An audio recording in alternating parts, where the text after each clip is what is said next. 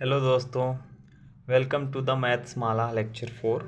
Trigonometric ratio हम लोग पढ़ रहे थे और उसमें हमने 2 क्वेश्चन अब तक लगाए हैं और ट्रिग्नोमेट्रिक आइडेंटिटी के बारे में पढ़ा है। ठीक है, हम लोग टाइप 3 का क्वेश्चन कर रहे हैं। इसमें हम लोग अलग अलग टाइप्स के बारे में पढ़ेंगे। ठीक है, तो देखिए यहाँ क्वेश्चन दिया हुआ है, given that tan A is equal to 5/4, find the other trigonometric ratio of the angle A। ठीक है, एक राइट एंगल ट्रायंगल दिया हुआ है, एक राइट एंगल ट्रायंगल है जिसमें एक एंगल A है, एक एंगल C है और एंगल B तो आपको पता है 90 डिग्री है। ठीक है, एंगल A कितना दिया हुआ है? एंगल A मतलब tan A हम लोग किसके रिस्पेक्ट में देखने वाले हैं? एंगल A के रिस्पेक्ट में देखने वाले हैं। tan A कितना दिया हुआ है? 5/4। अच्छा ठीक है, tan A यानी गिवन दैट, कैसे करेंगे इस क्वेश्चन को? गिवन दैट क्या हम जानते हैं? tan A is equal to 5/4। ठीक है, tan A is equal to 5/4। ठीक है, tan A यानी कि 5/4 एक रेशियो है। ठीक, तो अभी हमें क्या पता है? हमें और भी अलग अलग तरीके के जितने भी ट्रिग्नोमेट्रिक रेशियो होते हैं उन सबको निकालना है। ठीक, तो बाकियों को निकालने के लिए हमें क्या पता होना चाहिए? हमें परपेंडिकुलर, बेस और हाइपोटेनस के बारे में जानकारी होनी चाहिए। ठीक है, लेकिन आपको पता है tan A क्या होता है? परपेंडिकुलर अपान बेस होता है। क्या होता है? परपेंडिकुलर अपान बेस होता है। हाइपोटेनस तो हमें पता ही नहीं है। एक चीज़ और, यहाँ जो दिया गया क्वांटिटी है 5/4, ये एक रेशियो है। तो जब भी कभी आप यहाँ पे यानी कि फिगर में आप इसको नोटिफाई करेंगे तो ऐसे ही नहीं कर देंगे, क्योंकि हो सकता है कि इसे सॉल्व करने के बाद लिखा गया हो 5/4। तो हमेशा एक वेरिएबल के साथ मल्टीप्लाई करके इसे लिखते हैं। तो मान लेते हैं वो वेरिएबल के है, तो परपेंडिकुलर कितना हो जाएगा? 5K। कितना हो जाएगा? 5K। बेस कितना हो जाएगा? 4K। ठीक है, बेस कितना हो जाएगा? 4K।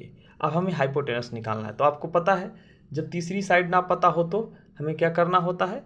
पाइथागोरस थियरम लगाना पड़ता है या पाइथागोरस फार्मूला, हम कहेंगे बाय पाइथागोरस।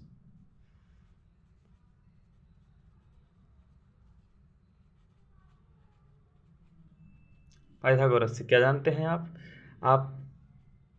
जानते हैं कि हाइपोटेनस के square is equal to base square plus perpendicular square होता है। ठीक है, तो अब हम बेस और परपेंडिकुलर को इसमें पुट करेंगे। बेस कितना है आपका? 4K। This is 4K square plus 5K square. ठीक है, हम इनके स्क्वायर कर देंगे, ये 16K स्क्वायर हो जाएगा और ये 25K स्क्वायर हो जाएगा। अब इन दोनों को जब जोड़ेंगे हम लोग तो कितना हो जाएगा? 41K square. कितना हो जाएगा? 41K square.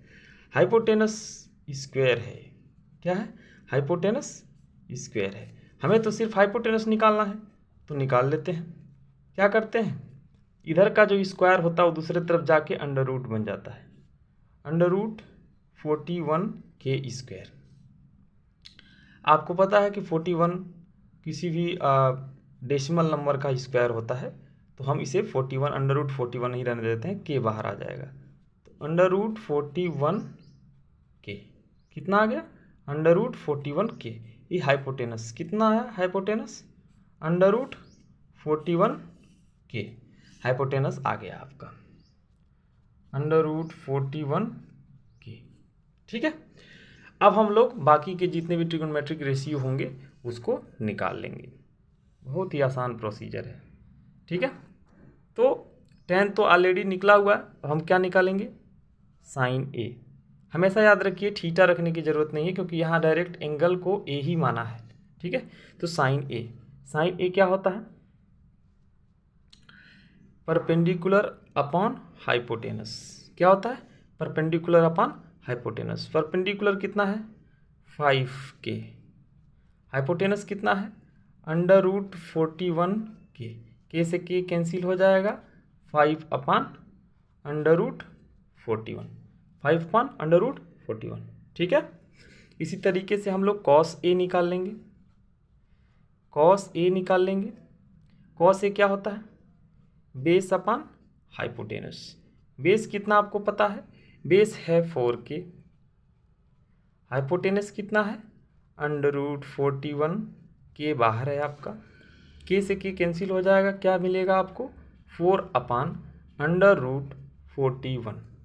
ठीक है, तो कॉस ए की भी वैल्यू होगी। अब आप सेक ए निकाल सकते हैं।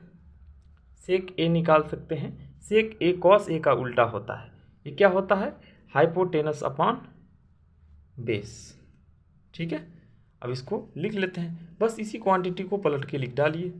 ये कितना हो जाएगा? √41/4। ये आपका हो गया सेक ए की वैल्यू। उसी तरीके से कोसेक ए हम जानते हैं किसका उल्टा होता है? कोसेक ए जो होता है वो साइन ए के उल्टा होता है। किसका होता है उल्टा? साइन ए का। और साइन ए कितना दिया है? हुआ है परपेंडिकुलर अपॉन हाइपोटेनस। तो यहाँ हो जाएगा hypotenuse upon perpendicular, hypotenuse upon perpendicular. ठीक उसी की वैल्यू को पलट के लिख डालते हैं। This is 41/5। कितना हो जाएगा? 41/5। उसी तरीके से हमारे पास एक और वैल्यू बचा, और वो बचा क्या? Cot A. और कॉट ए तो tan ए का उल्टा होता है। tan ए ऑलरेडी दिया हुआ है, तो आप लिख दीजिए 4/5। ठीक है, तो ये सारे आपके आंसर्स हो गए। ये जितने भी आपके क्वांटिटीज हमने निकाले हैं, ये सब क्या हो गए? बाकी के रिमेनिंग ट्रिग्नोमेट्रिक रेशियोज हो गए। ठीक है दोस्तों, अब अगला क्वेश्चन हम लोग नेक्स्ट वीडियो में करेंगे।